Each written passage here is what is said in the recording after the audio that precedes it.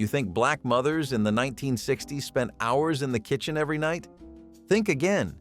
These women mastered the art of feeding families in 10 minutes flat, turning pantry staples into hot meals that carried love, heritage, and survival in every bite. Here are 30 10-minute meals black mothers made to keep their families fed, strong, and connected during the 1960s. Salmon croquettes were weeknight magic that transformed a single can of pink salmon into golden patties that fed 6 people. Black mothers would drain the can, flake the salmon, and mix it with crushed crackers, beaten egg, chopped onion, and black pepper. The mixture was shaped quickly by hand into flat rounds and dropped into hot oil, sizzling until crispy outside while staying moist and flavorful inside.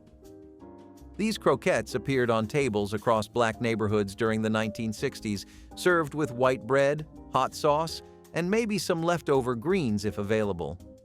A can of salmon cost under 50 cents and stretched into a complete meal that satisfied hunger and provided protein when fresh fish was out of reach. Children learned to pick out any large bones, but otherwise devoured these patties that tasted like comfort and care compressed into every bite. Salmon croquettes represented quick thinking that kept families fed when time and money were both scarce, proving love could be fried up in minutes. Hot water cornbread was the fastest bread black mothers could make, requiring only cornmeal, boiling water, salt, and hot grease. The cornmeal was mixed with just boiled water until thick enough to shape, then mothers would wet their hands and form flat ovals, dropping them into sizzling oil where they puffed and browned in minutes. The result was bread with crispy shell and dense interior that soaked up Potlikker or gravy without falling apart. This was survival bread that appeared on weeknight tables when flour was gone and time was shorter than patience. Children grabbed pieces straight from paper towels, burning their fingers but unable to wait. Hot water cornbread cost almost nothing and filled stomachs quickly, essential for mothers who worked long shifts and still had families to feed at home. The sound of cornbread hitting hot oil meant supper was minutes away, a promise kept night after night. Fried cornmeal mush turned yesterday's breakfast into tonight's supper, using leftover porridge that had been poured into a pan and chilled until firm. Black mothers would slice the cold mush into rectangles, then fry them in bacon grease until both sides developed a golden crust that crackled when bitten. The outside became crispy, while the inside stayed soft and creamy, creating texture contrast that made simple cornmeal feel special. These fried slices could be eaten with syrup for sweetness or gravy for savory satisfaction. This dish appeared regularly on 1960s tables where nothing went to waste, and yesterday's leftovers became dinner without apology. Children fought over corner pieces with the most crust, while adults appreciated how far a pot of cornmeal could stretch when used twice. Fried cornmeal mush proved black mothers could turn plain ingredients into meals worth remembering using nothing but skill and the creativity poverty demanded. Tomato gravy over rice was comfort in a bowl, made by browning flour in bacon grease, adding canned tomatoes, and seasoning with salt and pepper. Black mothers would stir constantly as the mixture thickened into tangy red gravy that tasted rich despite having no meat. The gravy was poured over white rice, transforming plain starch into something that felt like a real meal. This dish appeared frequently when meat was expensive, but hunger was constant, offering a way to fill plates without breaking the weekly budget. Children soaked up gravy with bread, making sure not a drop was wasted. A can of tomatoes cost 15 cents, rice was cheap in bulk, and bacon grease was saved from breakfast, meaning this entire meal cost almost nothing but provided warmth and satisfaction families needed after long days. Tomato gravy over rice proved black mothers could create abundance from scarcity, turning pantry staples into nourishing meals in the time it took to heat a skillet. Smothered cabbage with fatback was soul food that cooked in minutes, using a head of cabbage sliced thin and thrown into a pot with a small piece of fatback for flavor. Black mothers would let the fatback render its fat first, then add cabbage and water, covering the pot so everything steamed and wilted quickly. The cabbage softened into silky strands that absorbed smoky, salty richness from the pork fat, creating a side dish that tasted like it had simmered for hours, though it took less than 10 minutes. This dish appeared regularly in homes where fresh vegetables were plentiful, but meat was scarce, since a tiny piece of fatback could flavor an entire pot without costing much. Children ate their cabbage without complaint because mothers made it taste good enough to want seconds, and the fatback ensured they got needed calories and fat. A head of cabbage cost pennies, and fatback was one of the cheapest cuts available, making this meal both affordable and filling.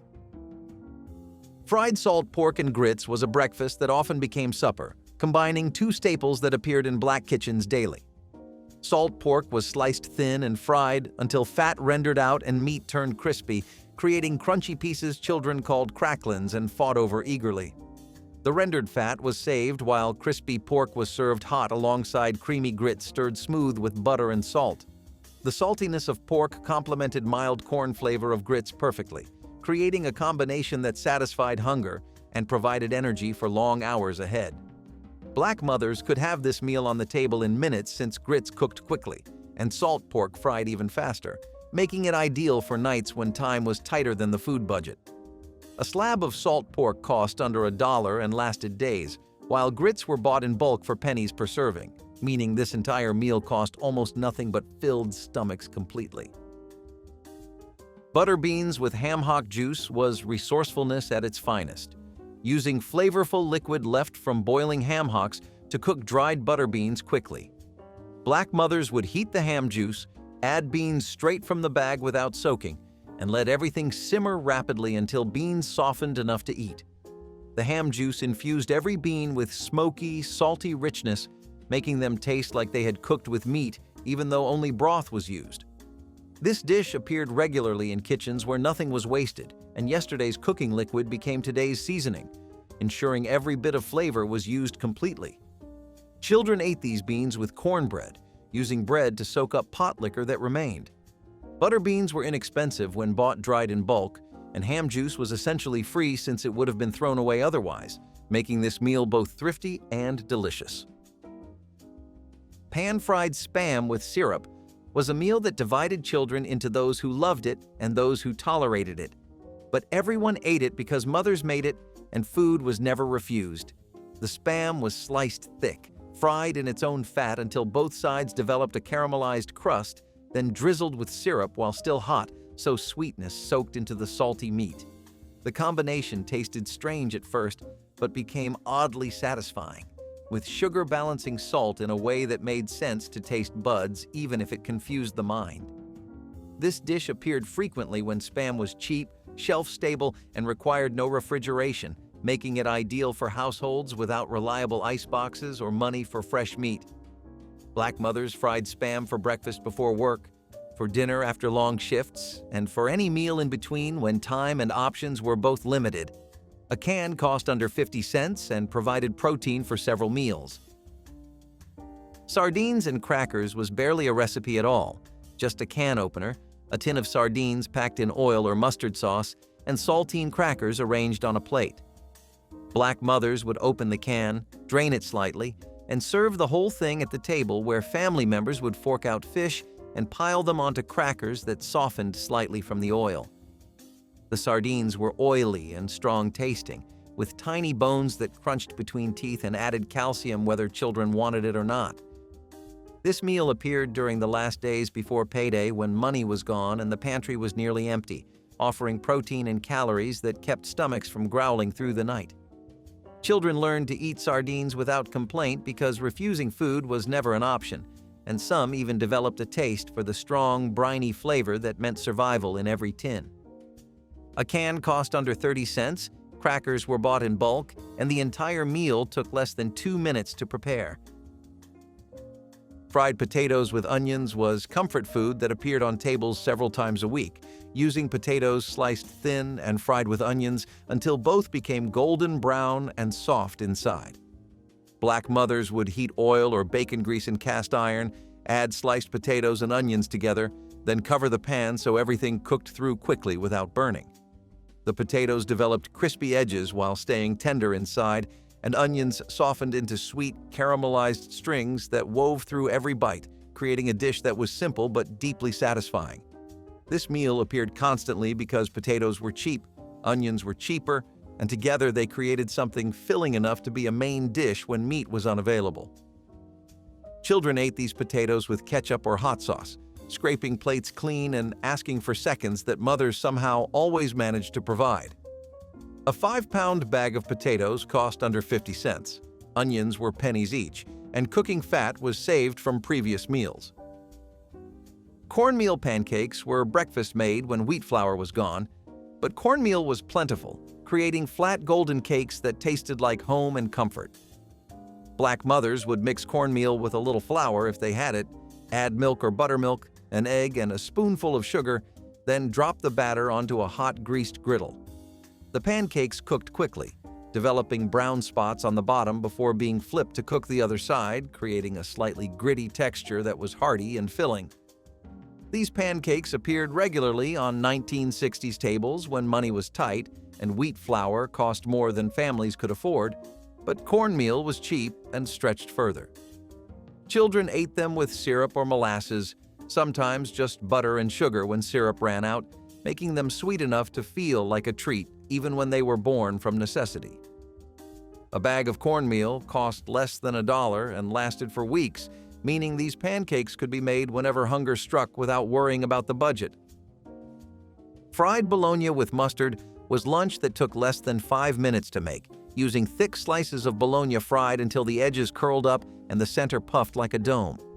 Black mothers would cut small slits in the bologna before frying to prevent it from cupping too much, creating flat rounds that cooked evenly and developed a caramelized crust. The fried meat was slapped onto white bread with bright yellow mustard and eaten immediately while still hot, the saltiness of the bologna balanced by the tang of the mustard. This meal appeared constantly during the 1960s in lunchboxes and on kitchen tables, cheap enough to serve daily without straining the budget, but satisfying enough to keep children full through afternoon classes. A pound of bologna cost less than 75 cents and made enough sandwiches to feed a family for days. Children loved the crispy edges and the way the meat tasted richer after frying, making this simple sandwich something to look forward to. Canned mackerel with hot sauce was protein served straight from the tin, requiring nothing more than a can opener, a fork, and a bottle of Louisiana hot sauce. Black mothers would open the can, drain the oil slightly, and serve the whole thing on a plate where family members would break off chunks of fish and douse them in hot sauce before eating with crackers or white bread. The mackerel was oily and intensely flavored, with a strong fish taste that hot sauce cut through perfectly, creating a combination that woke up taste buds and satisfied hunger quickly. This meal appeared frequently during the last days before payday when fresh food was gone and the pantry held only canned goods. A can of mackerel cost around 40 cents, crackers were bought in bulk for pennies, and the hot sauce was a staple that appeared on every table, making this meal essentially free while still providing nutrition. Scrambled eggs with green onions elevated plain eggs into something that tasted fresh and flavorful, using green onions chopped fine and stirred into beaten eggs before cooking. Black mothers would heat a little oil or butter in a skillet, pour in the egg mixture, and stir constantly until everything set into soft curds that were creamy and studded with bright green onion pieces. The onions added a sharp, fresh bite that cut through the richness of the eggs, making a simple meal taste more complex and satisfying. This dish appeared regularly when gardens produced more green onions than families knew what to do with, turning abundant vegetables into breakfast, lunch, or dinner depending on what was needed. Children ate these eggs without complaint because they tasted better than plain scrambled eggs, and the green bits made the plate look more interesting. A dozen eggs cost less than 60 cents. Green onions grew easily in any patch of dirt, and the entire meal could be on the table in under 5 minutes. Neckbone broth with crackers was soup made from what little meat clung to neckbones after they had been boiled, creating a thin but flavorful liquid that stretched protein further than seemed possible. Black mothers would simmer neckbones with water, onion, and seasoning until every bit of flavor had been extracted, then serve the broth hot in bowls with saltine crackers crumbled on top. The crackers soaked up the broth and provided bulk that made the meal more filling, while the neck bones could be gnawed on afterward to get every last bit of meat. This dish appeared during the 1960s when money was tight and meat was scarce, offering a way to create something warm and nourishing from bones that cost almost nothing. Children would fish out the bones and suck the marrow, learning early that every part of food had value. A pound of neck bones cost less than 50 cents, and crackers were pantry staples. Smothered okra and tomatoes was summer cooking that came together in minutes, using fresh okra sliced into rounds and simmered with canned tomatoes until everything melted into a thick, silky stew. Black mothers would let the okra's natural slime thicken the tomatoes into something that was almost creamy, creating a dish that was both vegetable and sauce at once. The okra softened completely, while the tomatoes added acid and sweetness that balanced the earthy green flavor, making something that tasted rich despite having no meat. This dish appeared regularly during the 1960s, when gardens produced more okra than families could eat fresh, turning abundant vegetables into meals that satisfied without costing anything extra. Children learned to eat okra this way even if they didn't like it fried, and the tomatoes made it go down easier. Okra was free from gardens. Canned tomatoes cost 15 cents, and the entire meal could be made while rice cooked in another pot, creating a complete supper in less than 10 minutes. Vienna sausages with white bread was barely cooking at all. Just opening a can of small pink sausages packed in liquid and serving them on bread with mustard or ketchup. Black mothers would drain the liquid, arrange the sausages on a plate, and let children make their own sandwiches, creating a meal that required no heating and almost no preparation.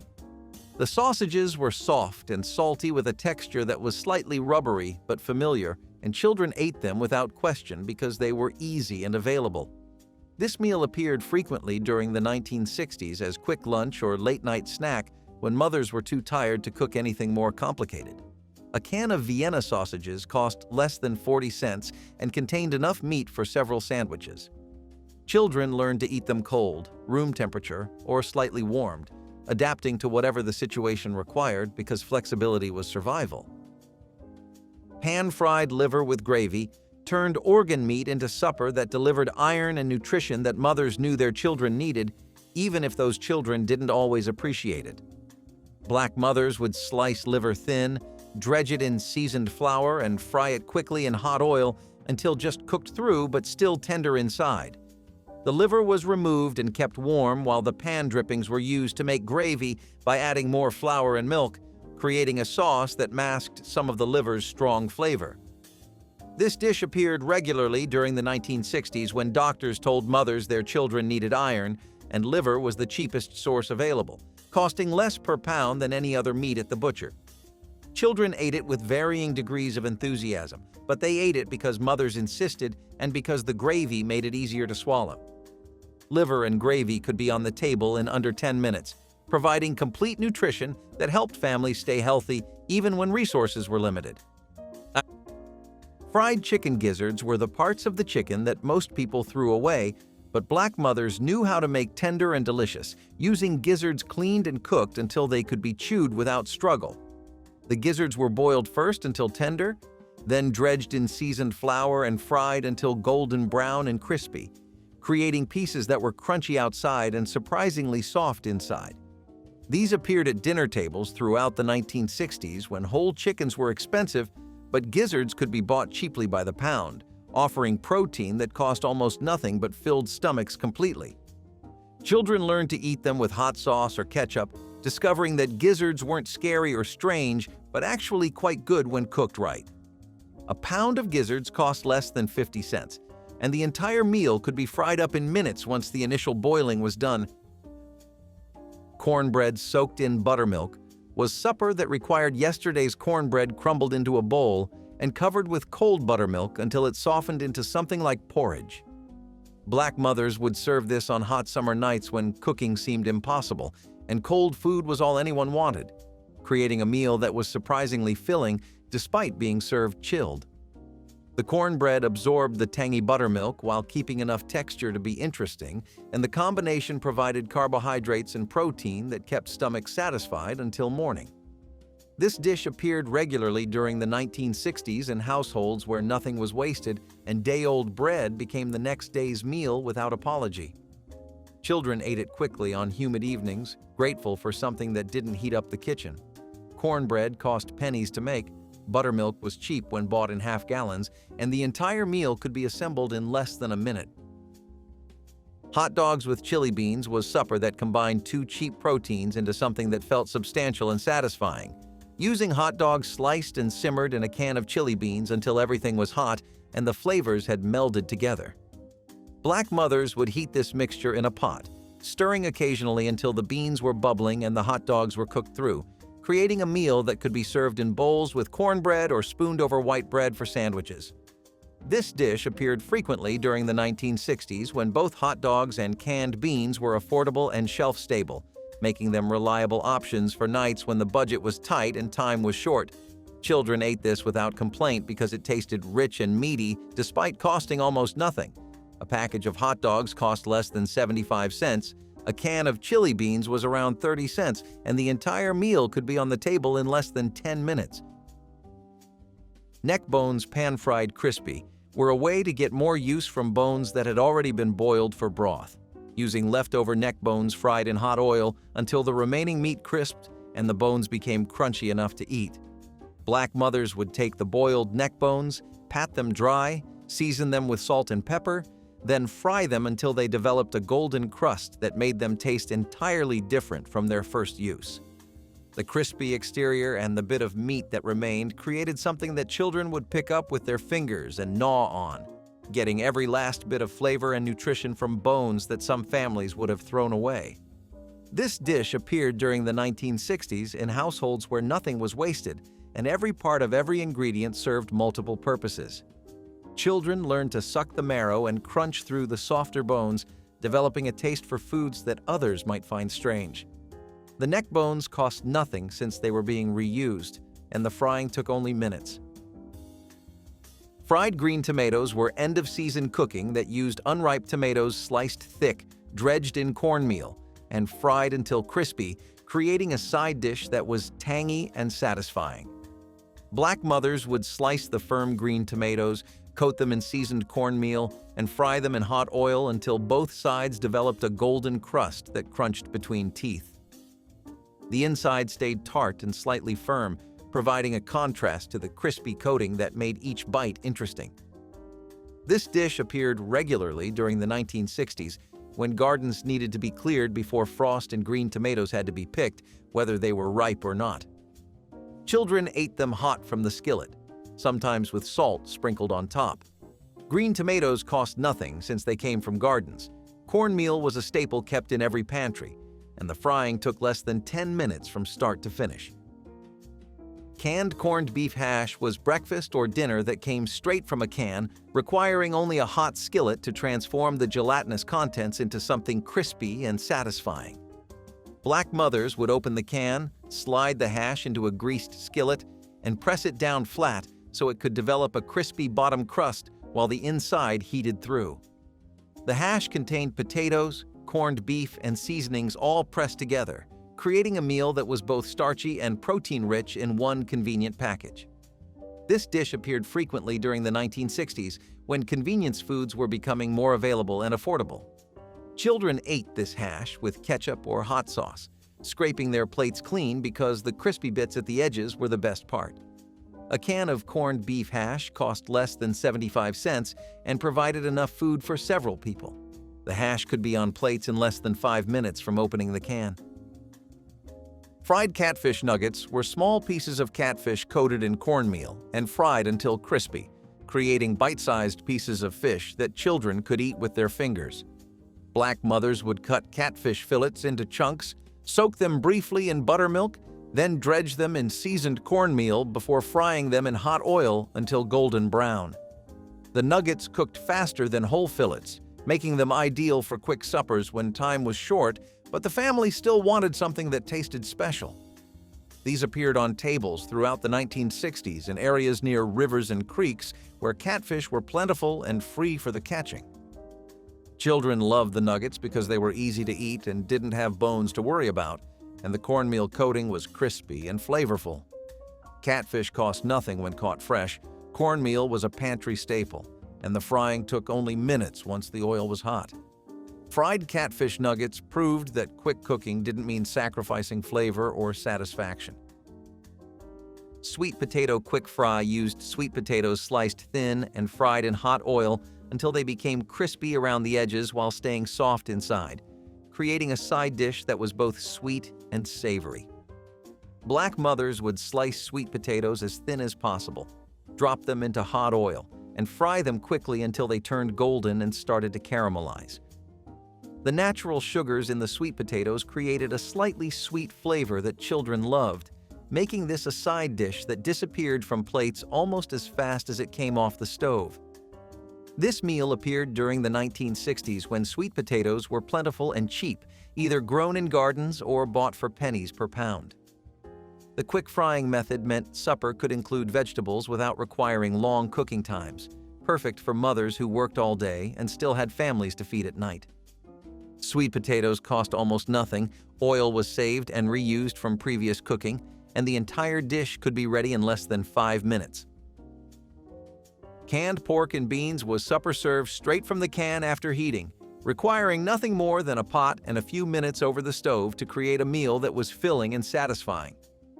Black mothers would open the can, pour the contents into a pot, and heat everything until it was bubbling hot, sometimes adding a little extra seasoning or hot sauce to give it more flavor.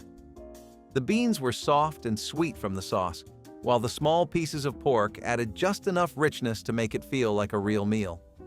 This dish appeared constantly during the 1960s when canned goods were affordable and reliable, offering mothers a way to feed families without any real cooking or preparation.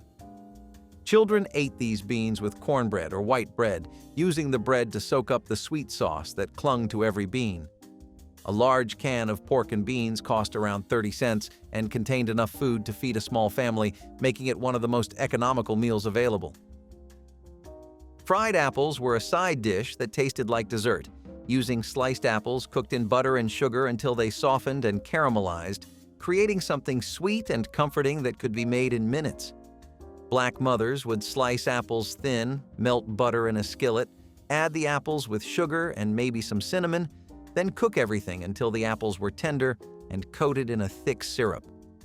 The result was fruit that tasted rich and indulgent despite being simple and inexpensive to make. This dish appeared regularly during the 1960s when apples were plentiful and cheap, either from trees growing in yards or bought by the bag at the market. Children treated fried apples like a special treat, eating them alongside regular supper foods and savoring the sweetness.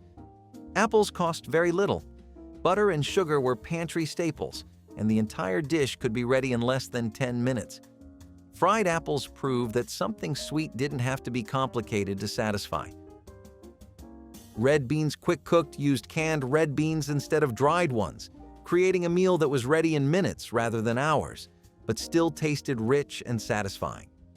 Black mothers would open cans of red beans, pour them into a pot with onion, garlic, and seasoning, then let everything simmer together while rice cooked in another pot.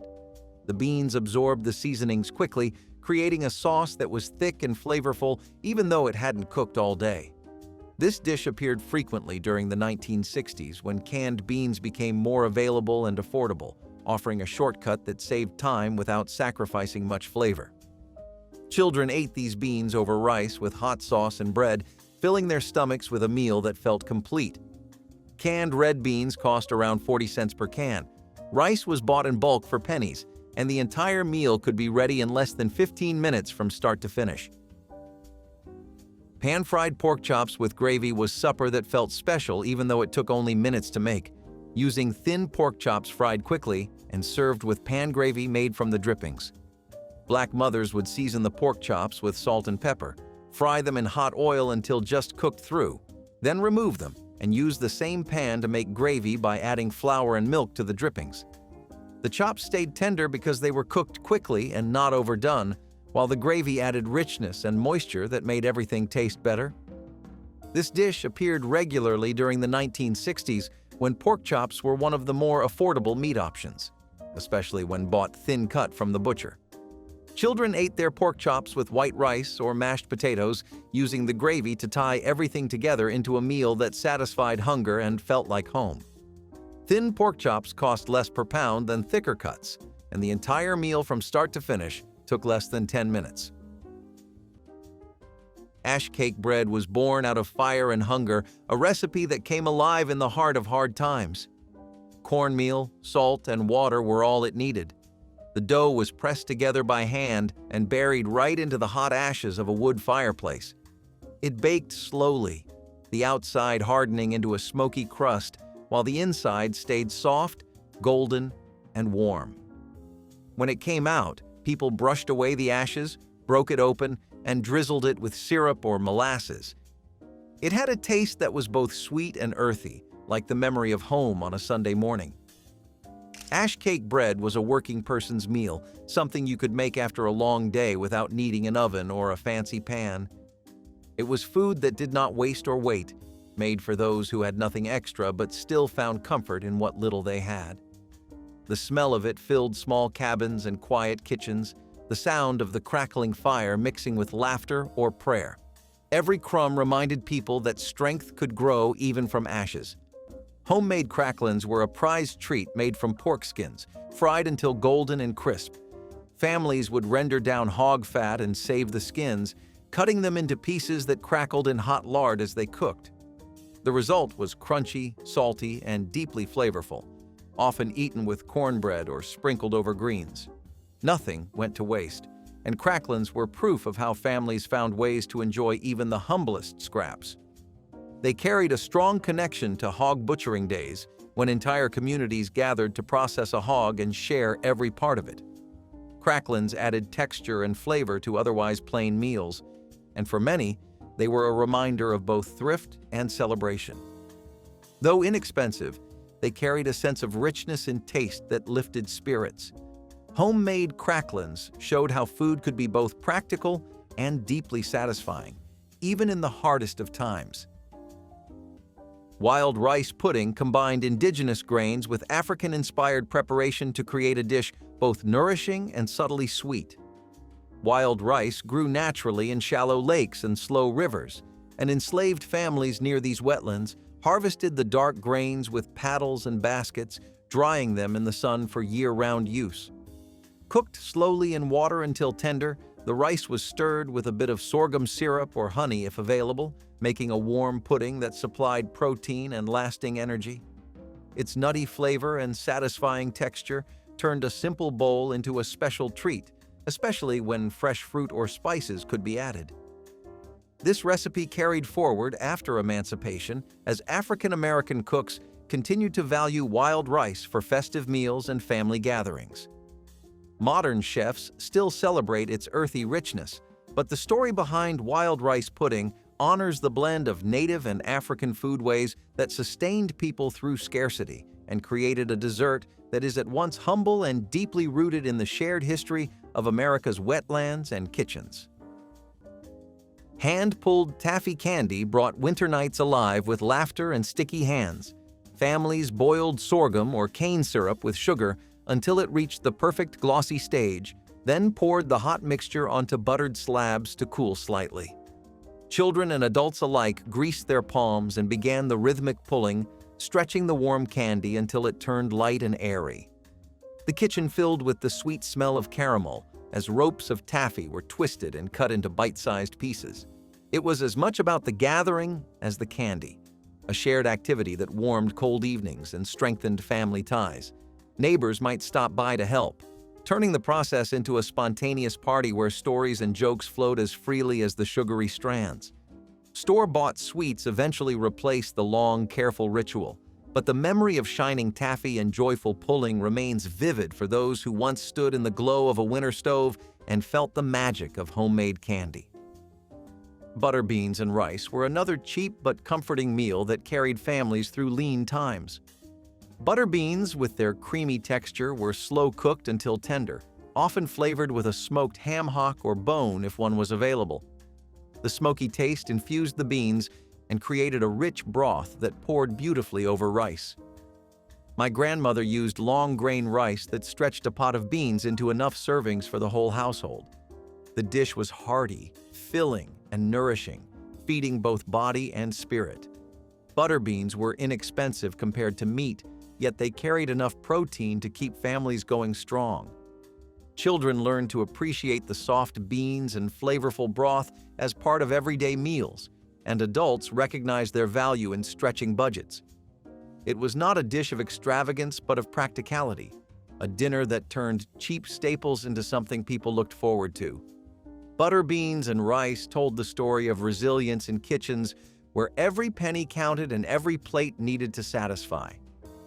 Groundnut stew with foraged snails was a meal that spoke of survival, patience, and deep memory.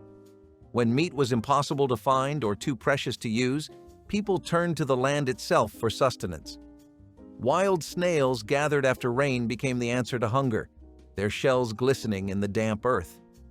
They were cleaned, boiled, and simmered slowly in a paste made from crushed groundnuts, the peanut having taken firm root in the soil and soul of the South after its long journey from West Africa. The aroma that filled the air was earthy and rich, carrying the same warmth found across generations of kitchens from Sierra Leone to South Carolina. This stew was not only food, it was endurance turned to flavor.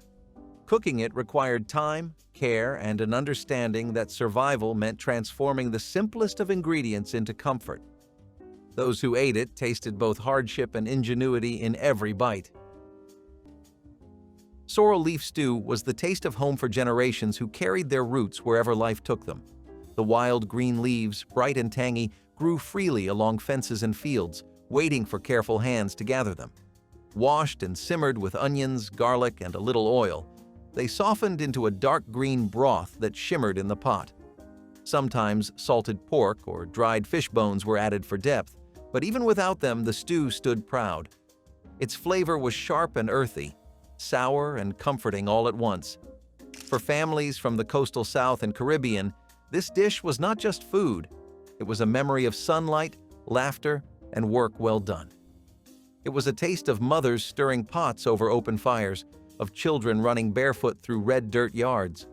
Sorrel leaf stew reminded everyone that strength grew from soil and struggle, that flavor could come from the simplest gift of the land. When a spoon dipped into that steaming bowl, it carried the sound of old prayers and soft voices calling people to eat. In every swallow lived the rhythm of survival, steady and sure, like the ocean tides that shaped those who first made it. Smoked catfish tails reveal the skill and resourcefulness that defined survival cooking on plantations near rivers and coastal waters. After commercial fishermen or estate kitchens took the prime fillets, the bony tails and smaller pieces were often left behind. Enslaved cooks cleaned these scraps carefully, rubbed them with salt or local spices, and smoked them over slow hickory fires. The result was a flavorful preserved fish that kept for days and could be stirred into stews, crumbled over grains, or eaten on its own with cornbread. Smoking techniques reflected West African traditions carried across the Atlantic, where preserving fish with wood smoke had long been a way to ensure protein during lean seasons. In later years, African American fish camps and southern smokehouses continued this method, turning a food of necessity into a celebrated regional specialty. Modern smoked catfish dishes found in Mississippi and Louisiana restaurants still trace their flavor back to these early practices of careful preservation and culinary creativity born from scarcity. Giblet gravy over rice was one of those dinners that showed how nothing went to waste in the kitchen. Chicken was expensive, but the innards, the gizzard, liver, and heart were cheap or sometimes even given away by butchers. My grandmother chopped them small, simmered them in broth, and thickened the pot into a rich gravy that smelled like Sunday supper. Poured over rice, it became hearty enough to stretch across the whole family. The rice soaked up the flavor, turning a small handful of giblets into a meal that fed 6 mouths without complaint. Some children turned up their noses at first, but hunger taught quick appreciation, and the taste of the gravy was strong, savory, and full of life. She said, "Giblet gravy was proof that dignity came not from the cut of meat, but from the hands that prepared it." In the 1960s, this dish carried people through lean nights, filling bowls with warmth when little else could be afforded. Giblet gravy over rice was frugality turned into something satisfying. Cowpea and collard stew combined two powerhouse ingredients that sustained countless families through hard times. Field peas, also known as cowpeas, were simmered slowly with smoky meat and joined by hearty collard greens, creating a dish rich in protein, vitamins, and earthy flavor. The long cooking process filled homes with an aroma that signaled comfort and nourishment. Farmers valued cowpeas for their ability to thrive in poor soil, while collards offered leaves long after other vegetables had withered. Together, they made a meal that cost little but fed many, reflecting a tradition of resourcefulness and care. Mothers and grandmothers seasoned the pot with onions, garlic, and pepper, each adding a personal touch passed down through generations. Families gathered around the table with slices of cornbread to soak up the flavorful broth, finding strength in every spoonful. Though supermarkets now offer endless choices, the slow-simmered union of cowpeas and collards stands as a reminder of a time when simple ingredients created enduring nourishment. Crab shell chowder was a meal made from what others threw away, the bones and shells left behind once the meat was gone. Along the coast, enslaved cooks learned to coax flavor from the emptiest scraps. Cracked crab shells were boiled with onions, herbs, and a bit of cornmeal or rice, creating a savory broth that smelled like the sea. Sometimes a single claw or a sliver of meat might find its way in, but most of the time, it was just shells and salt water transformed into sustenance. The broth was cloudy and briny, but it was warm and filling, enough to stretch for a family. The steam rose from the pot, rich and salty, curling into the air like a whisper of comfort. The shells gave their last bit of flavor to the pot, a final offering before being discarded again. What was once refuse became nourishment through skill and patience. It was the art of survival turned into cuisine, a testament to how deeply people could draw life from what remained after everything else had been taken. In those bowls of crab shell chowder lived resilience, proof that even emptiness could be turned into sustenance when guided by knowledge, hope, and the will to survive. Pig's feet with vinegar sauce were not for the impatient or the faint-hearted. They demanded long hours of boiling and careful cleaning before the meat turned silky soft and rich with flavor. For many families, this dish represented endurance itself, transforming what others threw away into a delicacy that filled the soul. The vinegar cut through the heaviness, adding a tang that woke the taste buds and stretched the appetite. When cooked just right, the gelatin shimmered, thickening the sauce and coating every tender bite. Pig's feet weren't glamorous, but they were honest. They told the truth about survival, about making something from nearly nothing and taking pride in it. Around tables, they sparked stories and laughter, the kind only shared by people who'd known struggle and joy in equal measure. The smell of that vinegar sauce carried through neighborhoods like a promise that good eating didn't need riches. It reminded everyone that patience, thrift, and skill could turn even the roughest ingredients into a dish worthy of celebration. Pig's feet with vinegar sauce were a triumph of flavor and faith, proof that nothing worth keeping ever comes easy. Hoghead cheese was a triumph of resourcefulness, transforming every part of the animal into a dish of surprising elegance. After a hog was butchered, the head was simmered slowly with onions, herbs, and spices until the meat fell from the bone. The rich broth was strained and cooled, setting into a savory jelly that held tender shreds of meat and subtle seasoning.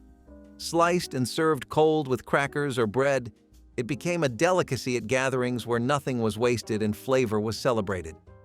Making it required patience and skill, with families sharing techniques that varied from one household to the next. Children watched the slow process with a mix of curiosity and awe, learning that thrift could create unexpected pleasures. Today, few people undertake the labor of hoghead cheese, and store-bought versions lack the character of the homemade original, but its history endures as a testament to resilience and the deep respect African-American cooks held for every gift the animal provided. Barbecue pig ears were a dish that showed how deeply rooted thrift and tradition were in Black cooking. Pig ears were among the cheapest cuts, often discarded or sold for pennies at butcher shops. My grandmother cleaned them carefully, simmered them until tender, and then finished them with homemade barbecue sauce that clung to every bite. The texture was chewy but flavorful, and paired with cornbread or greens, it became a meal that carried both satisfaction and culture. Families gathered around plates of pig ears during weekends or special occasions, treating them as a delicacy despite their humble beginnings. The sauce was smoky, tangy, and rich, masking the simplicity of the cut with layers of flavor. Eating barbecue pig ears was about more than just nourishment. It was about making something from nothing, about honoring traditions that valued every part of the animal. In the 1960s, dishes like this kept families connected to heritage and survival alike. Barbecue pig ears turned scraps into a meal that was cheap but never forgotten. Which meal brings back your strongest memories? Share your grandmother's quick cooking secrets in the comments below. Hit like to honor the mothers who fed us all, and subscribe for more forgotten recipes that deserve to be remembered.